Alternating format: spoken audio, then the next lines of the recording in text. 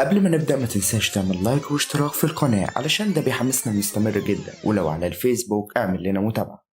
I love you.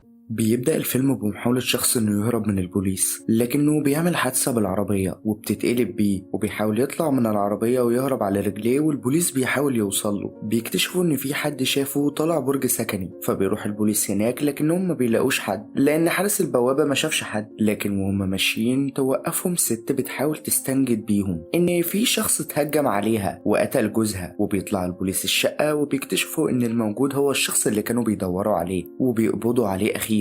وفي الوقت ده تيجي مكالمة للمحقق اللي هيمسك القضية، ويصحى المحقق وبيروح شقة القتيل، وهو هناك بيوبخ واحد من الضباط لأنه كان بيعمل شاي في مسرح الجريمة، لكن مع ذلك خد كوباية لنفسه. ولأنه محقق غريب بيبدأ يبص على الجثة وبيسألها عن اللي قتلها، وبيعرف من الضباط إيه اللي حصل من البداية، وإن المتهم هو كاتب مشهور في المملكة المتحدة واللي كان موجود في الهند علشان ينشر كتابه الجديد، وهو متهم في جريمتين قتل. الأولى هي زوجته، والتانية هي القتيل اللي قدامه واللي كان بيشتغل محامي. وهما بيبحثوا في الشقة بيلاقوا صور محروقة في سلة الزبالة، وبعدها بيسأل المحقق الضباط عن سبب الوفاة، فبيقول الضابط إن سبب الوفاة هي إصابة في الدماغ، وإن هما بيعتقدوا إن دماغه اتخبطت في الترابيزة اللي قدامهم لأن عليها دم. لكن المحقق بيقول لهم إنها إصابة أكبر من إنها تكون بسبب الترابيزة، وإن لازم يكون الحاجة اللي اتخبط بيها تقيلة. ولما بيدور المحقق بيلاقي سلاح الجريمة الحقيقي، وبعدها بيروح يقابل المحقق رئيسه في القسم، وبيقول له إن القضية دي لازم تتحل في 3 أيام لأن المتهم مواطن بريطاني، وإن السفارة بتضغط عليهم علشان يسيبوه وهم مش عاوزين، وبيدخلوا في مشاكل سياسية. لكن المحقق بيقول له إن الموضوع مستحيل، بس الرئيس بيقول له إنه هيقدر وإنه واثق من كده. وبعدها بيروح المحقق يقابل المتهم وبيتريق عليه، وبيقول له إنه كان أضمن له إنه يزق زوجته من فوق التلة ويخليها تنتحر أفضل من إنه يقتلها بالطريقة دي. وبيتعرف عليه وبيقول له إنه هو المفتش المسؤول عن القضية. بعدها بيتفق معاه إنه يحكي له القصة لكن من غير الجزء اللي هيقول فيه إنه بريء وما عملش حاجة. وبيبدأ المتهم يحكي اللي حصل، وإنه كان امبارح معاه طرح كتابه الجديد، وإنه كان موجود لحد الساعة 7:30، وبعدها روح الفندق لأن زوجته كانت مريضة. بس المحقق بيقول له إن مراته كانت رئيسة الشركة اللي نشرت الكتاب، وبيستغرب إنها جت من لندن مخصوص علشان تنشر الكتاب وما تحضرش الحفلة خالص. فبيقول له الكاتب إن مراته كانت مريضة بقصور في عضلة القلب من وهي صغيرة، وإن هو اللي طلب منها إنها تستريح.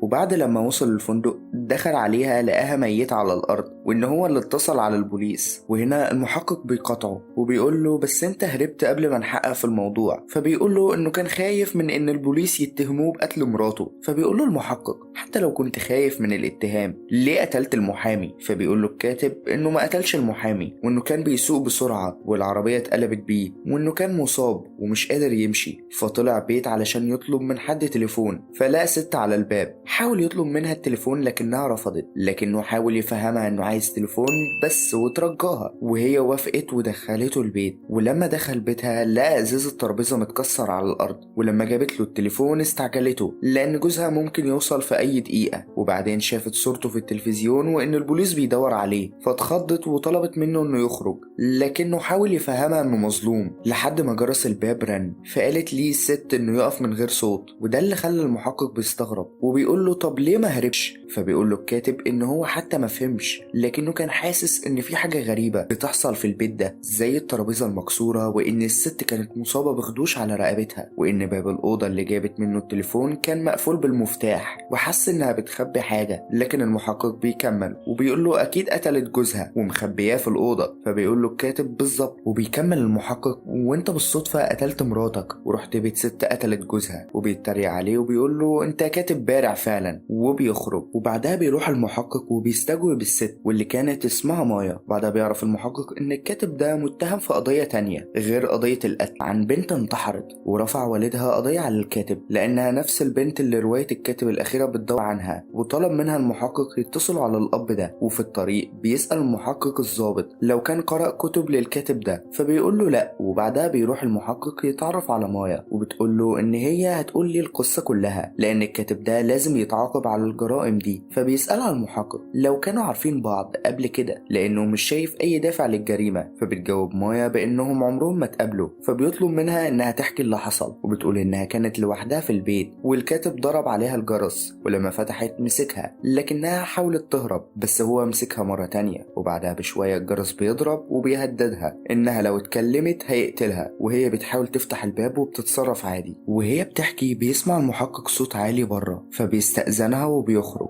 وبيشوف والد البنت اللي انتحرت وبيحاول يهديه، وبيفهم منه اللي حصل لبنته. وبيقول لي إن الكاتب ظهر ليهم وقال لبنته إن قصتها هتشجع ضحايا الاغتصاب وتخليهم يقاوموا الحياة، ووعدها إن هويتها هتفضل مجهولة. لكن بعدها اتسرب اسمها لوسائل الإعلام وانتشرت الأخبار اللي في المدينة، والكل كان بيعاملها معاملة غريبة، وإنه عارف إن اللي سرب اسمها هو الكاتب علشان يزيد من أرباح كتابه، وإنه ما كانش متخيل إن الشخص ده هيكون بالحقارة دي، وده اللي حطم بنته وخلاها تنتحر. وفي اليوم التاني بيروح المحقق للكاتب وبيسمع منه بقية القصة، وبيقول له الكاتب إنه شرح لمايا إيه اللي حصل ليه، وإنها فهمت وحاولت تساعده، وعرضت عليه إنه يشرب حاجة وعالجت إصابته وطمنته كمان. وبعدها بيروح المحقق لمايا وبيتريق عليها وبيقول لها تحبي أجيب لك تشربي حاجة، لكنها ما فهمتش قصده. فبيقول لها إنهم لقوا كاسين عليهم بصماتك وبصمات الكاتب، بس هي بتقول له إن هو اللي أجبرها إنها تصب الكاسين، وهو اللي طلب منها شنطة الإسعافات الأولية علشان يعالج إصابته. لكن بينكر الكاتب اللي قالته مايا، وبيقول له المحقق إن مايا كانت ودودة معاه أكتر من اللازم، وإن اللي كان في باله هو اللي حصل لمراته. وبيعرف المحقق إنه لقى محفظة مرمية في الأرض، لكن مايا خدتها منه وقالت له إنها محفظة جوزها. وبعدها استجوب المحقق حارس البوابة المسؤول وبيسأله لو كان شاف زوج مايا وهو راجع البيت. فبيرد الحارس وبيقول له إنه شاف المحامي راجع ما بين الساعة 7 أو الساعة 8. وبيسأله لو كان شافه وهو بيخرج مرة تانية، فبيقول له الحارس إنه كان تعبان وقتها وقضى وقت طويل في الحمام. وبعدها بيرجع لمايا وبتقول له إنه جوزها رجع وإن الكاتب هدده إنه هيقتلها، لكن جوزها بيهجم عليه وهو بيحاول ينقذها. لكن مايا شافت عربية البوليس تحت فنزلت تطلبهم، لكن بعد ما طلعت وجابت البوليس كان جوزها ميت على الأرض.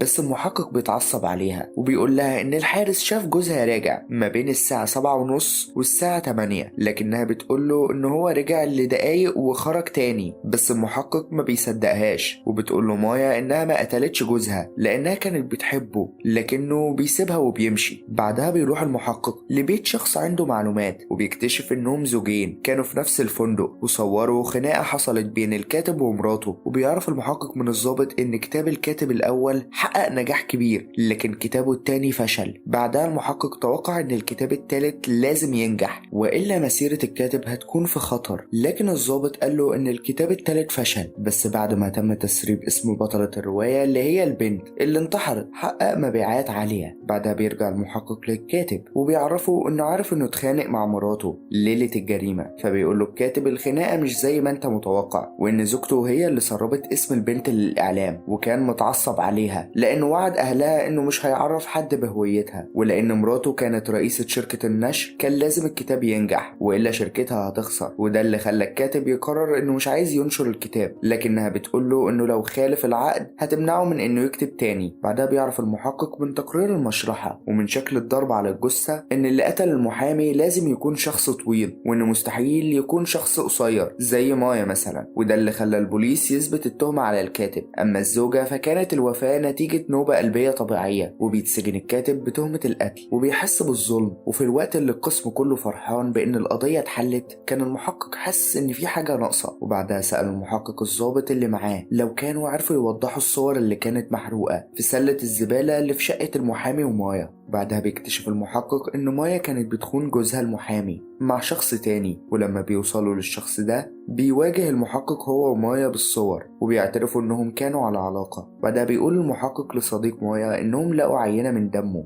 في مسرح الجريمة، وده اللي بيخليه يقول له إن جوزها كان عارف بعلاقتهم. ولما واجههم اتعصب عليه وزقوا على الترابيزة والإزاز اتكسر على الأرض، لكن جوزها مشي بعدها على طول وهو كمان مشي، بس بعدها حاول يتصل عليهم ومحدش رد. وبعدها بيراجع المحقق الكلام اللي قاله له الكاتب إن مايا كانت بتخبي حاجة، وبيروح المحقق للكاتب، لكن الكاتب بيقول له إن مايا عرفته على جوزها المحامي، لكن ما كانش جوزها لأنه شاف صورة جوزها في البيت من غير قصد. فبيسأله المحقق كان شكله ايه بالظبط. قال له الكاتب انه كان شخص متوسط الطول ولابس نظارة. فبيوريله صورة صديق مايا. فبيقول له الكاتب ان هو ده الشخص، وبيقول له انه بعد ما اتعرف على جوز مايا اغمى عليه فجأة، ولما صحي لقى جثة المحامي قدامه وكان ميت، وكان البوليس قدامه. فبيقول له المحقق انت ليه ما قلتش المعلومة دي قبل كده؟ فبيقول له ان هو قال للضابط اللي قبض عليه، ولان محدش بيسمع له محدش يهتم. وبعدها بيخرج المحقق وهو بيفكر، ووصل ان لو المحامي كان رجع البيت الساعة 7:30 وما كانش خرج، ده معناه ان مايا وصديقها هما اللي قتلوه، ولو كان خرج ده معناه ان الكاتب هو اللي قتله. لكن الحارس شهادته مش موثوقة لانه كان في الحمام لفترة طويلة.